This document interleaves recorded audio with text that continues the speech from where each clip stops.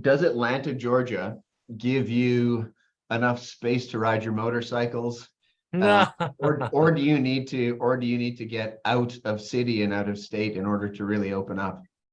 Yeah, so as you can imagine, like most metropolitan cities, it gets pretty busy, and you get a lot of distracted drivers. And so most weekends we ride about 45 minutes north of where I live. You start to get into the North Georgia mountains, Yep. and it's I don't know how familiar you are with the states and our landscape, but you start to get into the Smoky Mountains, and it's just a beautiful, beautiful country. So most of the time we get up that way. So I ride that's the street. Then I have one type of bike with heavier tires on it, and we go off-roading.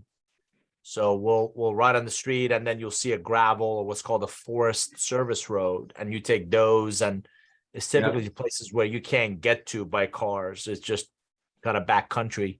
So these aren't full-on dirt bikes. They're bikes that have just been sort of enabled for backcountry, is it? Yeah, they're called dual sport or adventure bikes. So it's a BMW, but it's a 1200 cc, whereas most dirt bikes are 250 cc or 400. And Right. they have knobbies on them and luggage. And so I've ridden the entire Continental Divide from New Mexico to, Albuquerque, New Mexico to Helena, Montana. It's about 2,000 miles, all off-road, where you can't get to by cars on mountain ridges. And so that's the off-roading. And then periodically we'll also go and ride on a track. So full leather suits and track bikes, no lights, no mirrors, high horsepower, low weight. And there it's about technique and speed and those kinds of things. That's your friend David Nour. Fantastic. Look at that. Yeah. And then my son also rides with me. Good looking kid. Looks like he's a Thank big you. fella. He is is ridiculously tall, and this is probably my favorite picture. So that's him in the front and me right behind him. It almost looks like you guys are on one bike if you didn't look closer. Right. That's And amazing. we're going about 90 on that corner. And then by the same token, this is what you ride in those back country. I mean, this is literally Grand Oh, Canyon. yeah. And these big BMW bikes, or this is kind of cross country, and you start to get into the mountains. Yeah. Yeah. Makes it fun. How about you? What do you do for fun when you're not working? I have had a life that is stuffed to the gills with hobbies. I've actually learned sometimes I have to shut up about them because people won't think that I'm serious. They'll think, wait a minute, he's listed too many, so there's some fakery here. But I think it's a bit about where I grew up. I grew up in southern Alberta, just north of Helena, Montana, which you mentioned. Sure. And so there's a lot of folks who know how to drive on really rangy country up there too. But I love hunting and fishing. In particular, I've always liked very challenging and traditional forms. So I grew up bow hunting, and specifically we actually made bows in a tradition they call stick and string. Stick and string are like the purists who basically, they sort of nerd out on making their own equipment and so on. Oh, that's fantastic. Yeah. So Sage builds academies for organizations that would like to have an academy inside their company architecture, but they don't either have the internal talent or the resources or the wherewithal to undertake such a project. So that is our work, and the folks that we really focus on the most are professional services. So you can think about law firms, consulting firms, especially niche consulting firms, David. So government relations, anybody who's really carved out a very specific geographic or sectoral niche, but they have pure knowledge economy firepower. So what kind of academies? Really Um, like learning and development kind of space. yes. And your classic points of beginning when someone builds an academy are leadership or business development. Hmm. There are, of course, if you think about your classic organization, there's people doing HR, there's people doing engineering, there's people doing sales, there's people doing all kinds of different things at once in a typical org chart. And so it's our mandate to work alongside them and build any of the things that they need to help their people teach and learn. Mm. And it turns That's out that by itself is its own skill set. And so it's not so easy as just handing it off to the nearest capable person internally and saying, hey, what do you mind just building an academy for the organization? Yeah. And so we do that. You also extend that academy outside the organization, like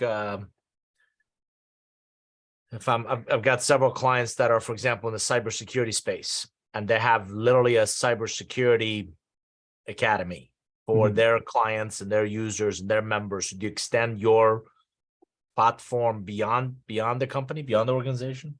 Yeah, we have a category. We have a way of thinking about this. We call it education as a service, which is not that descriptive a name, but you see a handful of companies or different kinds of organizations doing this really well.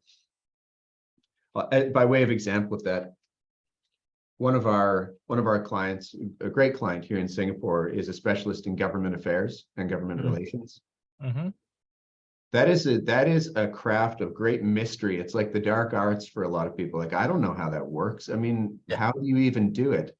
And so one of the things that they do is they don't say, look, it's not some crazy trade secret. We'll actually teach you. And so they run seminars to teach their own clients, the public, whomever. And it really further grounds them as the subject matter leaders in that field. And so something that's where I would categorize that, which is that people use teaching and learning as a way to communicate with their prospective clients, existing clients, other stakeholders in the community. So that also is our job. I would say that's probably about 10% of what we're up to. So it's not the majority. So the audience, I have a lot of respect for it. Got it. Okay, sounds great. I'm ready when you are. See if let's play a game. It goes see if you can recognize the author. Seek and immerse yourself in quality and interesting conversations with thought and practice leaders. I've found a discussion with the author of an article or a book to be an opportunity to bring their content to life. I'd say David Nour. That's right. And so I thought that was a lovely line, since this is exactly what we're doing with you. That's an insight that's borne out very fruitfully for us. And so I think that's what we want to have happen in this conversation, is to find out more about David Nour, the man, and some of what you're pursuing specifically in curve benders. So you've got 3 books. Maybe by way of context, David, will you just describe how these work as a triptych? Because you kind of refer across them, and I think that's essential. Yeah. So thanks for having me. I'm blessed that this is year 21 of our practice. I've been able to write 12 books in the process. The common thread between my work and my over the last 2 decades is that I've been a student of business relationships, and just based on kind of my birthplace and my experiences over the years, I'm trying to help global leaders and their teams and individuals get beyond intellectual understanding that relationships are important and really bridge that to their significance. So the challenge is relationships are often misunderstood. There's a lot of myths and misperceptions about how they work. How do we screw them up? How do we fix them? How do we leverage them as an undervalued asset to move closer to our desired outcomes? So in relationship economics, now in its 3rd edition, over my shoulder in green, I talk about how to be more intentional in the relationships you choose to invest in. Think of that as kind of the first step. where you turn everyday contacts into relationships, and by pouring love and support and creating mutual value exchange, what I call relationship currency, reputation capital, and ultimately your professional net worth, they become strategic relationships. In the second of the three series, co-create, our research led to the fact that days of any of us walking into a room having all the answers are over. So how do you co-create with two or more parties a unique solution to solve a very specific set of challenges and opportunities? So now your contacts have become relationships, relationships become strategic relationships, certain strategic relationships become co-creators. In curve benders, over that shoulder, I really reflected on my own journey. And I said, and most of my books start with a heightened sense of curiosity. What will the next decade of my work look like? And this idea of future of work, not future gazing. None of us have a crystal ball. We looked at longitudinal research and identified 15 forces that are going to continue to disrupt the way we work, the way we live, the way we play, and the way we give to others. Mm-hmm. So, and by the way, the global pandemic is one example of a black swan event that we kind of knew what pandemics were. We had them before. We just don't know. We know they're going to happen at some point. We don't know the extent of them and their impact. So in the face of constant disruption, the only way for any business professional to remain relevant is to continue to learn and grow at an accelerated pace. Yeah. So I compared and contrasted linear growth, the 45-degree truck ramp, with nonlinear growth, the hockey stick. And I said, we got to learn more, we got to learn faster, we got to apply that learning to solve real-time challenges, opportunities.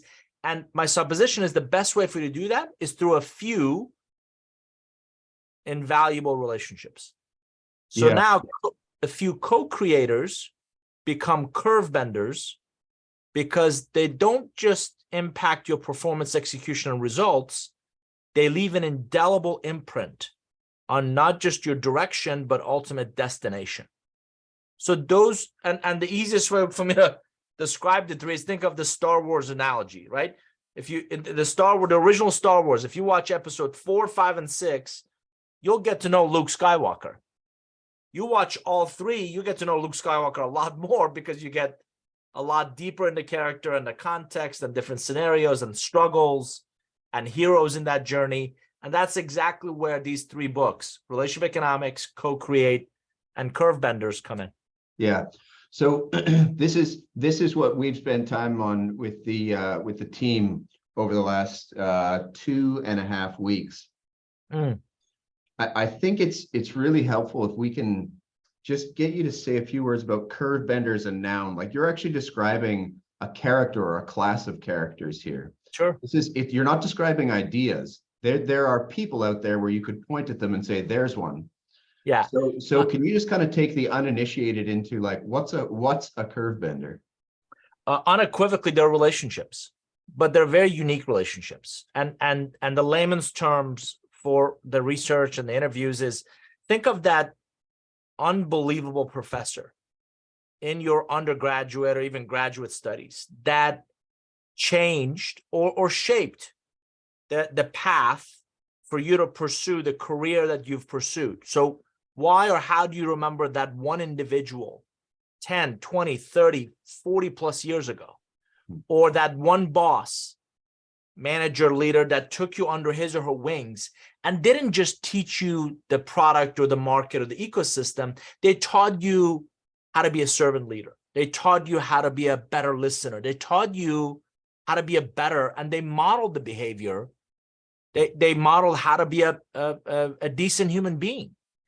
And in all of my interviews and all of our research, when I asked individuals to characterize or describe these unique relationships, the single common trait was that they saw the best version of me, even when I couldn't see it myself. Oh, They right. saw my full potential. They saw what I could become. They saw me in 10, 20 years that I could never see that in myself. So those relationships are the individuals I call curve benders. And in the book, as you read, I give you a path to how to identify potential curve benders, how to nurture relationships with them. But I also want to tell you that one of my own curve benders over dinner, Park City, Utah, we're having sushi, and he says, "I love what you're writing about, but here's something I want you to think about, because I think it could be even a more profound question, which is everybody wants to find these curve benders because they'll be invaluable to your personal and professional growth." His question was, "I wonder who you could become a curve bender for." Because none of us are born with any of this, whether you're an accountant or a lawyer or any of the consultant, anything, niche play, anything that we do, we've all picked it up somewhere, somehow. So whose life, whose graph, whose journey are you shaping that they'll remember you 20, 30, 40 years from now, far beyond the general contacts and business connections and customers and project managers and everybody else they've worked with? I want to hang around the hoop a little bit on the actual intersection between these two, because there's some things that you say that I think are not obvious, and then there's a couple of questions we have which we need to dig out of you. I think that the temptation for folks will be to look for somebody they already really like, that they find total vibe with, that they're totally aligned with, where they're like, we're cut out of the same cloth. And so you imagine a young professional going, wow, I'm starry-eyed for old, senior Tim over there. But actually, you at multiple points in this book talk about the importance of cognitive or thought diversity, and the importance of picking up somebody who decidedly does not think like you, or is kind of counter grain to the way that you think and work. So how do we square that? Because obviously there has to be some kind of almost magic vibe, right? Between to make a curve bender relationship happen. No question. What I've found over the years is the value and impact of relationships cannot be told. It has to be felt. So the person you have a great vibe with, that's great. How is your life either more enriched, or are you more successful, or are you more impactful in what you're trying to do because that you're in a relationship with that individual? And that has to be felt. So what curve benders do very early on is they demonstrate a vested interest in your success. They demonstrate a vested interest in challenging your assumptions and assertions. They demonstrate not just the intellectual horsepower, but that emotional connection to just that, nudge you beyond. They don't shove you. They don't throw you off a cliff. They nudge you beyond your own perceived comfort zone.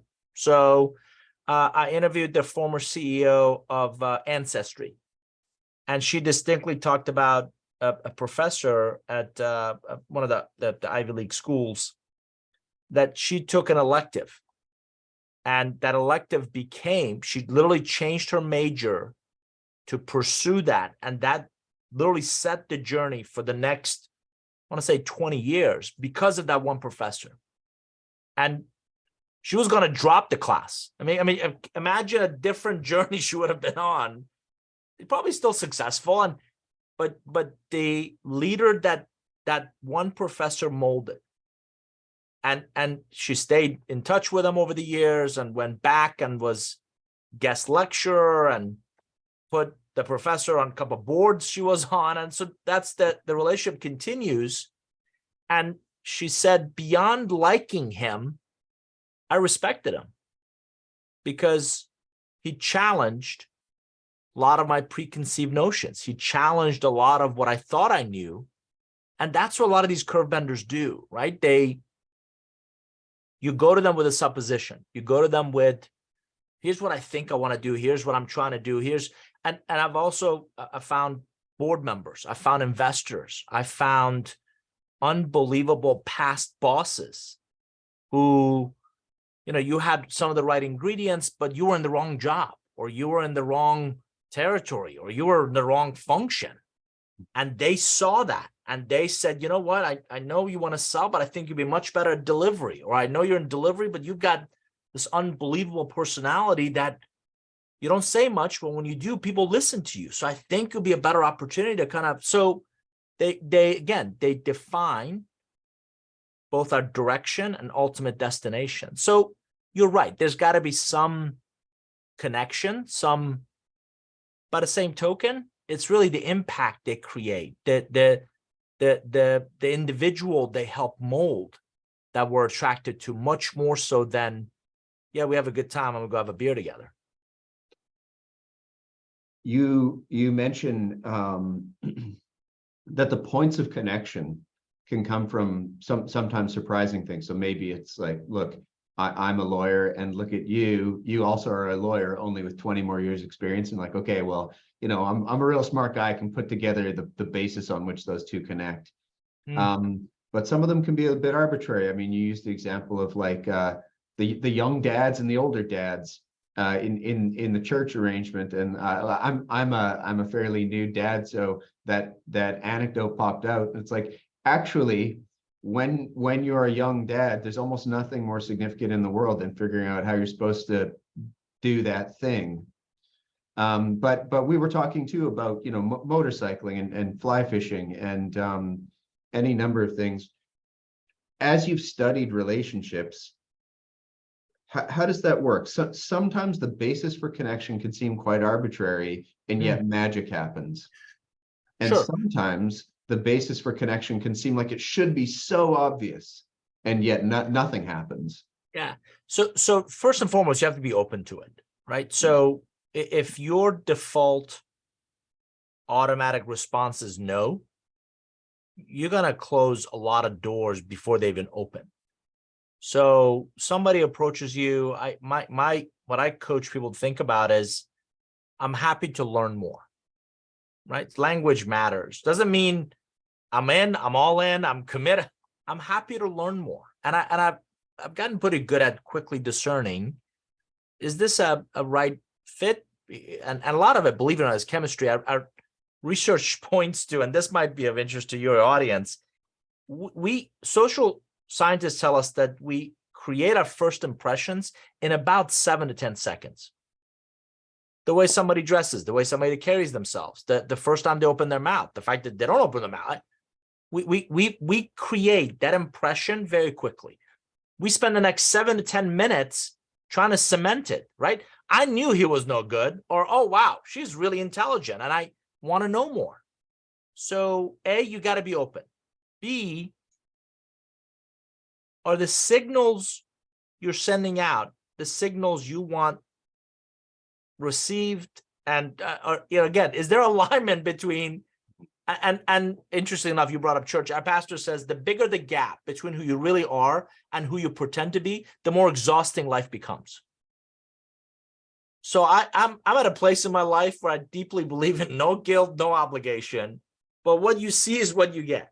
Right. And if we hit it off, great. If we don't, that's okay too. Right?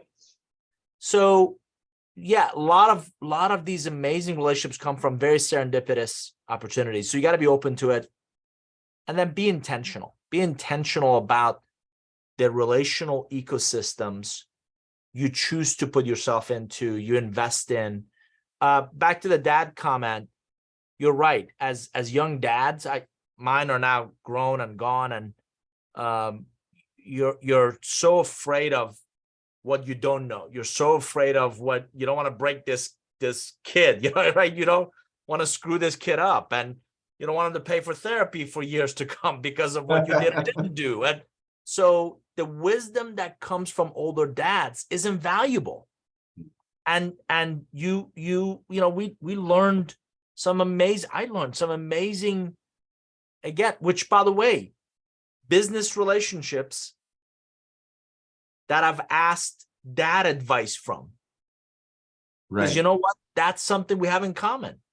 And business relationships that have now become personal friends because our spouses have met, our kids have met, we've vacationed together.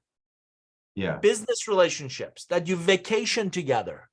So yeah, there was definitely a vibe and a connection, but it's an authentic one. It's real, and it gets deeper with each interaction. And independently, we've had, voice of the customer done, and he'll tell you that he thought I was really valuable to him. And likewise, he's been a friend and a great guy. We talked earlier today. And so that's an example of people who dramatically impact each other's lives.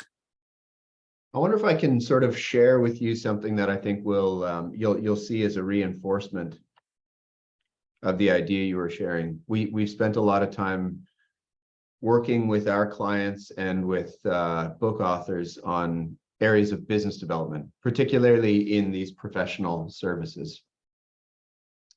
And the conventional thinking would be, the salesman really needs to build rapport. They need to build it on without the luxury of a lot of time, and they need to find connection and so forth. And so you would think that what you want is just nothing but harmonious notes between the two people, but actually it doesn't bear out that way. There's a real groundswell of writers and thinkers and practitioners saying, no, actually there's much more credibility and richness built by challenging the person to whom you want to sell, or by saying, I understand that what you want is X, and I can provide that, but I don't think it's wise. I think what you want isn't that great for you. That takes real fortitude. I think if you're a young fella, for example, trying to make your sales quota or trying to prove yourself in a world like consulting, you just want to build rapport. You want to bring some bacon home to the firm. But paradoxically, it actually turns out that if you can show the ability to challenge and to say, like, no, I'm not just going to put forward harmony at all times. I'm going to put something more authentic forward. It turns out better. Yeah, no question. An entire issue of Harvard Business Review was focused on provoking your customers. And I want to caution the audience with a quote that I found recently that says, it's dangerous, I'm paraphrasing, it's dangerous to mistake speaking without thought for speaking the truth. So really imperative in that connection that you're not speaking without thought. And yet, if you can justifiably in a credible way, again, challenge their assumptions and assertions. And I've always believed convey your credibility to the questions you ask, not necessarily the solutions you provide. And if you provoke them to think, if you challenge them to think differently, what I found is a lot of people know what they want, not necessarily what they need. And the difference is your consultative approach. The difference is you demonstrating a vested interest in their success. And Kevin, you absolutely, that's your prerogative. You absolutely could go that way. Just food for thought. I wonder what happens when you reach that stage or that investment or that journey and it's not the outcome you're after. Then what? So if you've seen that movie, if you know the pitfalls that relationship is headed for, this one opportunity to engage them in that what if scenario, engage them, and let's play this. My grandfather taught all the kids in our family to play chess. And I didn't get it back then. But what I was trying to do was trying to help us think 2-3 steps ahead, right? So if you anticipate and think 2-3 steps ahead, you can easily have that conversation of, okay, so you bring this person on board, or you go down that path, or you do this, then what? What does that look like? And then what happens? And what I'm trying to get to is the outcome you're after, and let's work our way backwards. And you soon realize there might be other options, or there might be other approaches. But you want to make sure, I've always said, an expert first, a consultant, advisor, a coach, whatever, distant second. So the onus on you to really invest in gaining the knowledge, gaining the experience, gaining the interactions, especially for the young bucks, right? Young bucks, right? They want to be CEO tomorrow. Love that gusto. You haven't been around long enough. You haven't seen enough. You haven't done enough. So instead, seek out wisdom, seek out mentors, seek out those that model the behaviors you admire and the leader you want to become. That's a much more prudent and a long tail growth journey than, yes, I'm the big swinging gun and I can bring in a lot of business into the firm and I should shoot my way up to that corner office tomorrow. By the way, I was president of a company at 32, and I'll tell you now, 20 years, 30 years later, I was too young. And it's amazing what you don't know, you don't know. Where did it show up? When you, now that you have the benefit of some distance, where did the, if it's fair to say it, David, immaturity of a 32-year-old chairman show up? Yeah, it shows up in that you haven't, if you think about wisdom, it comes from good decisions, I believe. Right. Well, where do good decisions come from? Bad decisions. Where do bad decisions come from? Challenging situations where you don't have all the information, you don't have the perfect answer, you're dealing in a situation with the information that you have, and you have options, and hopefully you've been taught to discern your options, but you make a decision and it blows up in your face and you're like, well, I don't want to do that again. You just, at 32, to be president of a company, you just haven't, yeah, you may have the intellectual horsepower. Yeah, you may have the street smarts. Yeah, you may be scrappy and creative and all that. You haven't been around long enough. You haven't been in enough situations and challenging situations. So it was during the dot bomb era. And the painful lesson I learned, you cannot buy something for $2, sell it for $1, and make it up on volume. Yeah. As you were talking about bad experiences, I have this image. We joke about it fairly regularly with clients because I think they get it so easily. You know when you see these military guys, you see it sometimes in like North Korea or whatever, but you see some old military personality, right? She's up there, she's got like, the gray hair and the uniform still fitting good and everything. And then the flash is like huge. Like there's so many colors on that, patch. And every one of those represents something. And if you were enshrined in the, intricacies of military, you're like, oh, there's the Balkans campaign. And, the one with the 2 yellow stripes and the purple down the middle, that's from, Bulgaria or whatever. Yeah. I think that you could almost wish for the same in corporate life, where it's like you had to fire somebody that you really liked. And like when you have to fire somebody you really like, you should get a little thing that's got like a blue star inside a red flash. So it could be like, that sucked. And you have the scar to prove it. And it's like, honestly, that you give respect to that huge flash patch with all those things because it says something. Yeah, I often remind my kids that I didn't paint on the gray hair. And a friend often tells me that age is a terrible price to pay for wisdom. Because we by the way, bringing it full circle, the curve benders, to be a curve bender in the lives of others, you have to care. You have to genuinely care. So your empathy has to outweigh your ego. Number 2, you have to be a phenomenal listener to understand and listen to understand, not listen to respond. Where that person is, what they're trying to do, where's their growth going to come from, what are the potential blind spots, what are the ingredients and the capabilities they're bringing to this point in time with the challenges and opportunities. And then, what like I said earlier, convey your credibility through the questions you ask.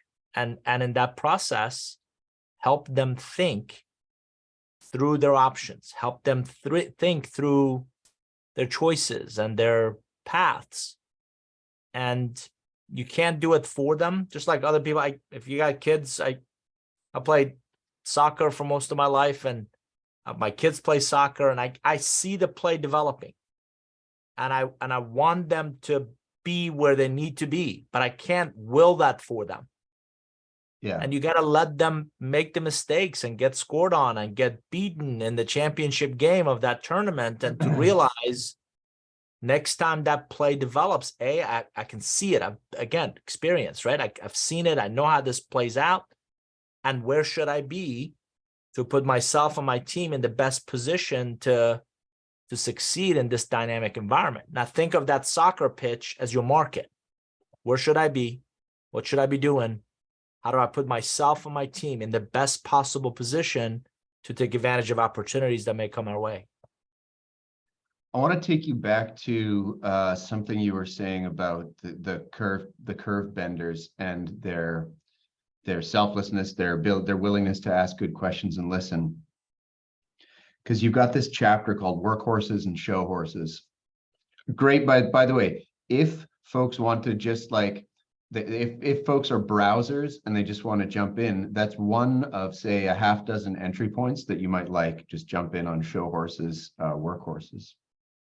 But there, David, you're talking about the fact that it isn't some Pollyanna like, oh, I will be your sugar daddy mentor. I will tell you all the things that you would like to know. I'm a veteran 35-year lawyer, and I will just, hand you all my best briefing case and everything. There's actually this layer of expectation, and they sort of hold a bar. They're like, I am not going to be okay with this if I start investing in you and I basically see you going like, yeah, cool point, old lawyer lady, but I think I'll just kind of run another way on this. I listened to the book, so when I was doing like this, like I outlined it with a highlighter, but I wrote it in the digital notes several times, because I think it's so underappreciated from that class of young professionals who go, I'd love to have a great angel investor. I'd love to have this person on my board. I'd love to. And so they're kind of going shopping for curve benders. But I don't know that they're doing a good audit of what's really expected. And then things fall apart. Can I just ask you to riff on that for a bit? Yeah. So without naming names, I just want to use an example of, I got introduced to a young guy that we brought into our firm. And Kevin, we poured love and support and resources into this guy. And because I saw a lot of myself in him 30 years ago, right?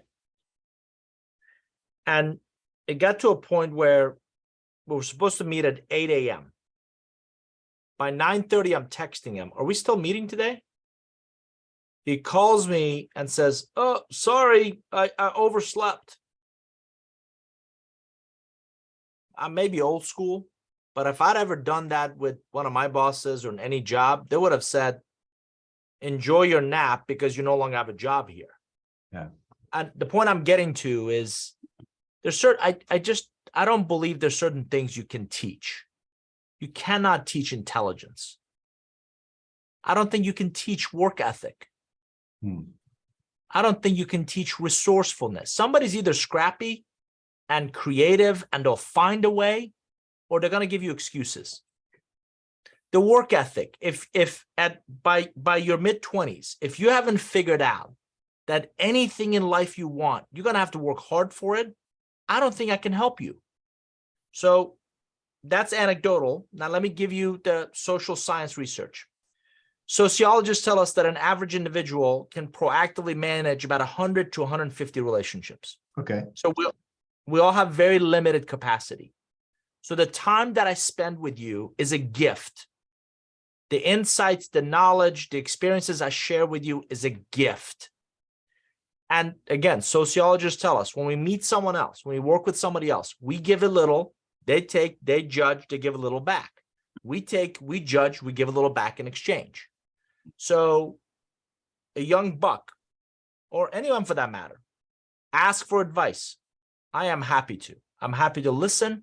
I'm happy to ask a few questions. And if I have something of value to add, I'm happy to give you my suggestions based on, here's the way I see it. Here's some things you want to consider. Here's the options I see. If I'm in your shoe, this is the one I would pursue for these reasons. So I've given. Now what I'm observing is, did you hear me?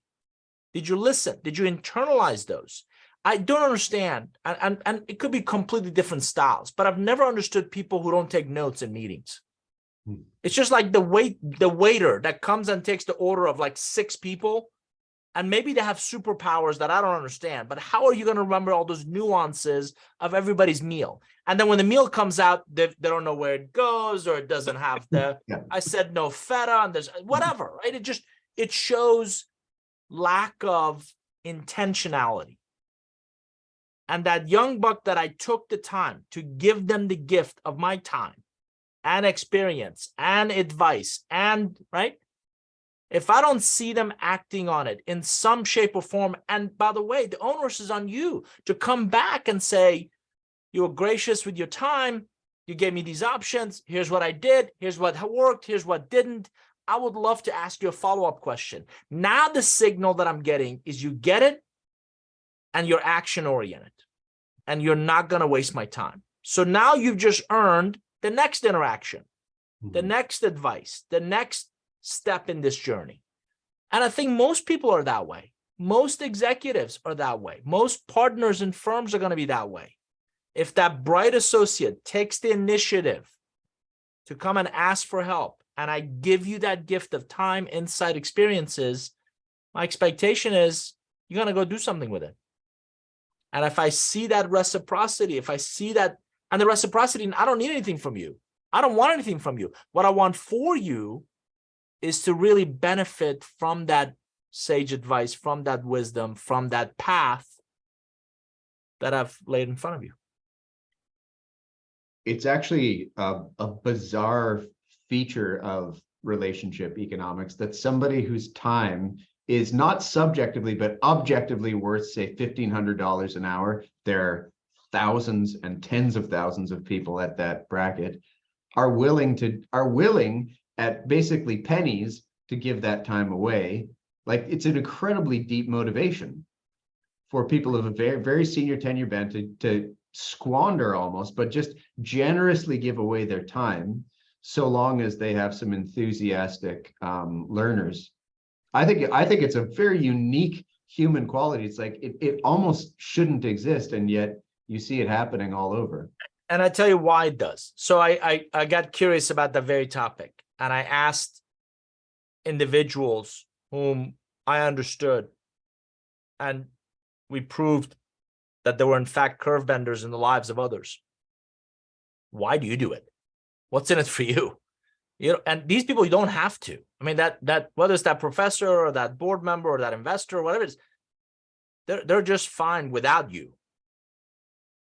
They've reached a point in their lives where they're transitioning from an aim for success to one of significance. Yeah. They've reached a place in their lives where they realize most of our legacies is about the leaders we leave behind. There's a company here in town, here in Atlanta where I live, where they were really big in the 1970s and 80s. And someone actually did this on a mind map. There are 678 CEOs who have come from that one company. Wow.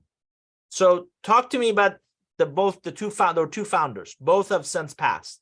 They're in the local business hall of fame. They're very well known, respected. One of them, was an angel investor for years and invested in some of the 678 CEOs Mhm. Think of the environment they had to build to nurture the skills, the confidence, the capabilities, the resources, the network, the gray matter, the green matter, Yeah. to create 678 CEOs from that one entity and 2 founders. That's legacy. That's when you change Yeah. people's lives. Yeah, what an interesting study. As you're saying that, I'm just thinking about an historical analysis. I studied philosophy as my first degree. And what's super interesting about two of the great characters of history who actually have a lot in common are Socrates and Jesus Christ. And both of them left with this still vibrant today wake of followers. So you'd be like, well, where's the Jesus's sort of CEOs who went on to be CEOs are a couple of folks we know as like Saint Paul, Saint Peter, right? Saint Bartholomew, like people who have cathedrals built to them in cultures who speak languages who had nothing to do with the times in which they actually lived. And so it's like, this is an incredible evidence of the quality in pure philosophical thinking. They're like, oh, Socrates' main student was Plato. That's kind of true, but like Xenophon was one of his students, and Alcibiades, and like these guys you don't hear about, but you read their stuff. It's like, holy cow, every one of these is like a Plato. And by the way, they were killer generals. They were like great at building things. They were good mathematicians. Like, wow, this is just to like cheerlead and reinforce your idea. And to bring it full circle, you asked me early on, what's a curve bender? There's your stories is your definition. There you go. Right. People that leave an indelible imprint on not just our performance, our execution, our results. Those are transactional. Right. They shape the individuals we become. A question for you. Have you got as part of your practice kind of teaching people, say, mentor hunting or curve bender hunting as coursework? No, what we do is what we've done is we take the methodology. So I'm a big believer. I write books the way, and it's a bias, but the way I want to read books, which is what, so what, now what, right? So what's the concept? Why is it relevant? How would it be relevant? And then now what do I do with it? So there's a lot of steps and methodologies and ideas in the book that, from 7 steps to just different paths and journeys. And so what we've done is we go in and we help global clients really create these cultural norms in their organizations. So why do we call these people managers and not coaches or mentors? Mm-hmm. How come interviewing for relationship skills or impact you've had on others as a team leader or a teammate is seldom part of the interview process? How come it's never part of the metrics and compensation process?